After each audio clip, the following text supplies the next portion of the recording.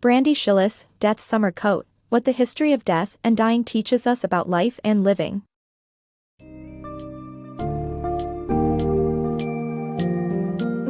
And Death's Summer Coat, What the History of Death and Dying Teaches Us About Life and Living. Brandy Schillace explores the intricate and evolving relationship between the living and the dead. The book's summary delves into why our brains are hardwired for categorization, including how we handle the concept of death, which is not easily categorized. Further, the summary vividly illustrates historical perspectives on a good death, revealing that the idealization of the deathbed scenario goes back centuries. Venturing into graver topics, it sheds light on the macabre yet fascinating world of grave robbing and the shifting definitions of death with the advent of modern medicine, all the while challenging our attitudes toward death and grieving.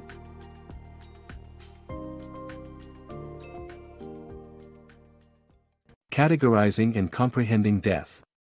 The human brain is wired to categorize everything it perceives, even in individuals who are blind.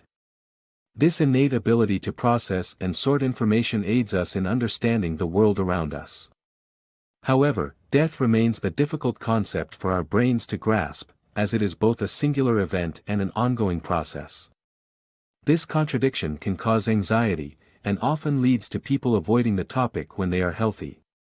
From the moment we are born, our brains are hardwired to categorize everything we encounter. This process occurs in both sighted and blind individuals, as a groundbreaking 2009 study led by Harvard psychologist Alfonso Caramaza revealed that those born blind possess the same neural pathways in their brains specifically designed for categorization.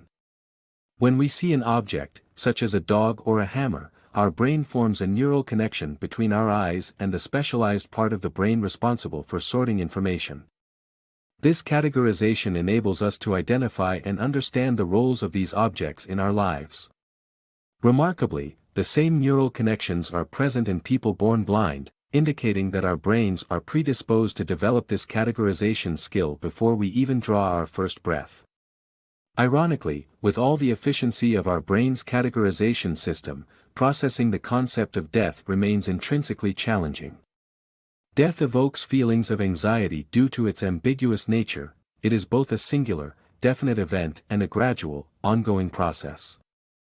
As we age, signs of our impending mortality surround us in various forms, from the dust composed of dead skin cells to our increasing frailty.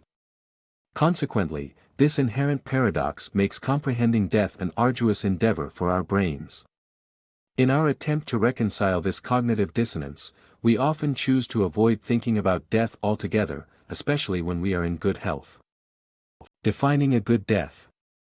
The concept of a good death traces back to the 8th century BC, when people lived longer, more communal lives and shifting focuses to organizing their affairs before dying. A good death involved fulfilling moral responsibilities like transferring property and focusing on spiritual preparedness. Today, a good death consists of putting one's affairs in order, self-reflection, and sharing one's life with loved ones, as exemplified by psychotherapist John Hawkins. However, the modern notion of a good death is still financially inaccessible for many. The idea of a good death has evolved since its inception around the 8th century BC, when greater longevity allowed people to accumulate wealth and gain status in their communities. Dying a good death meant attending to moral responsibilities, such as ensuring a smooth estate or business handover, and spiritual preparation through prayer and reflection. In the present day, our perception of a good death revolves around putting personal affairs in order and embracing a period of introspection. Psychotherapist John Hawkins, for instance, spent his last years penning his autobiography and capturing his experiences through photography until he passed away, surrounded by loved ones. Nevertheless, a disheartening reality persists.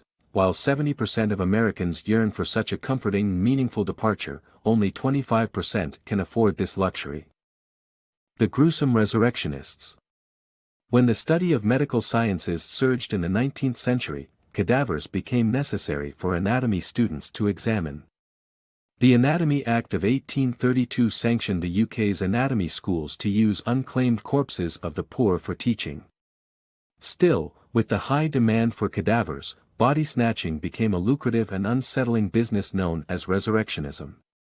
Racial bias was evident in the US, where black corpses were exhumed more often than white ones, while in the UK, it primarily targeted poor white individuals. Resurrectionists worked in three-man teams, breaking into coffins, stripping and stealing corpses for sale, with this grim trade persisting until the century's end. Redefining death's boundaries. Death has traditionally been defined by a stopped heart, but advances in modern medicine continuously challenge this definition. With inventions like cardiopulmonary resuscitation, CPR, and ventilators, patients can now be kept alive despite lacking brain activity or being in an artificial coma. This raises ethical dilemmas and conflicts among doctors, patients, and their families as they grapple with the line between life and death. Cases like Jahi McMath and Liao Li demonstrate the complexities and controversies surrounding the current understanding of death. Death was once thought to be synonymous with a stopped heart, but recent scientific advancements have challenged this notion. In 1947, Claude Beck discovered cardiopulmonary resuscitation, CPR, allowing cardiac arrest patients to survive and extending the definition of death further. Ventilators have also expanded the boundaries of life, capable of maintaining a person in an artificial coma for years. As these medical breakthroughs arise, so do new uncertainties. Neurologist Robert Schwab proposed that death should be defined by the absence of brain activity instead of a stopped heart. This idea, however, isn't without complications. Patients sometimes recover from brain failure, leaving doctors and families to make tough decisions to either accept death or hold on to hope for recovery with prolonged life support. These shifting definitions and ongoing challenges have sparked ethical dilemmas and significant debates. In 2013, Jahi McMath, a 13-year-old girl, experienced brain failure due to complications after a tonsillectomy. Doctors pronounced her dead, but her family disagreed, fighting in court to maintain her in an artificial coma. The battle over her status continues to this day, highlighting the complexities of determining the true definition of death. Comatose patients returning home represents another issue. Liao Li, a patient in California, was cared for by her parents for 22 years, only being considered dead after suffering from pneumonia and heart failure. Cases like Liao Li and Jahi McMath demonstrate the controversies surrounding the evolving understanding of death, and these instances will likely persist as long as medical advancements continue to challenge conventional definitions. Ancient bonds with the deceased. In stark contrast to today's generally distanced funeral traditions, ancient societies engaged closely with their deceased loved ones. A tribe in the Brazilian rainforest known as the Wari practiced necrophagy, the act of consuming the dead as a sign of love, respect, and a means to cope with grief. Grieving relatives circled the body, banishing evil spirits before dismembering and cooking the remains for distant family members to consume.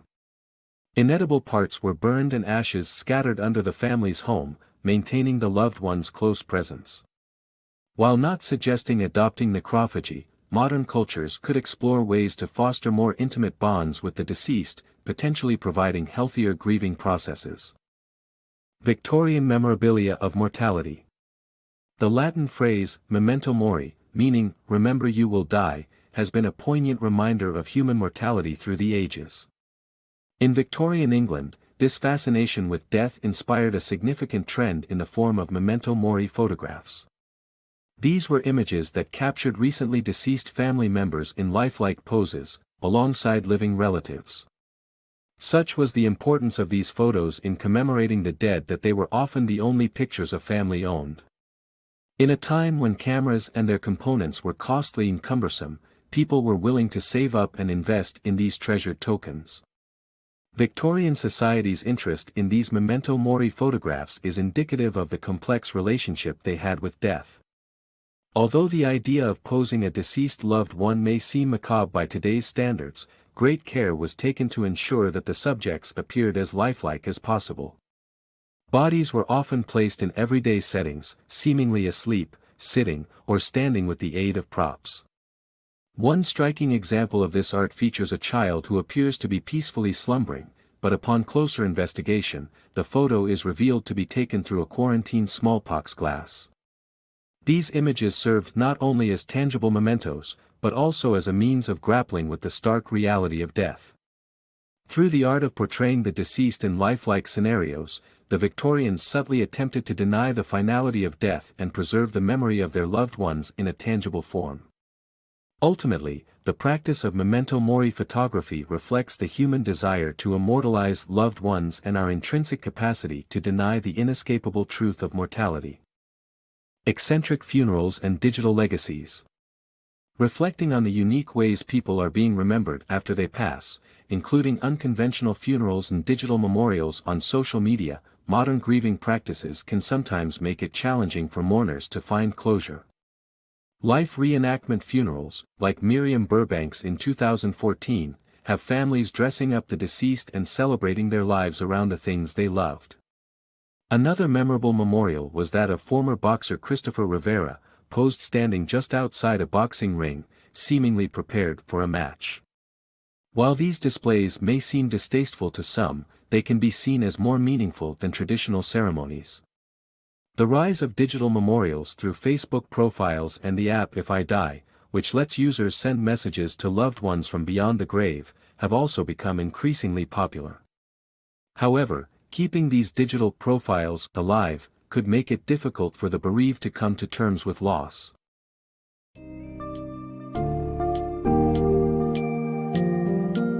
As Brandy Schillace's Death Summer Coat uncovers, our perception of death and dying has evolved significantly throughout history, and the way we perceive death today is not as static as it may seem. The book and the summary take us on a journey through time, delving into the changing definitions of a good death, the dark domain of grave robbing, and the continually shifting terms of death as informed by medical advancements. Schillace calls for a re-examination of our own relationship with the deceased, emphasizing the importance of coming to terms with this sobering part of life, and finding better ways to grieve and ultimately celebrate the lives of our loved ones.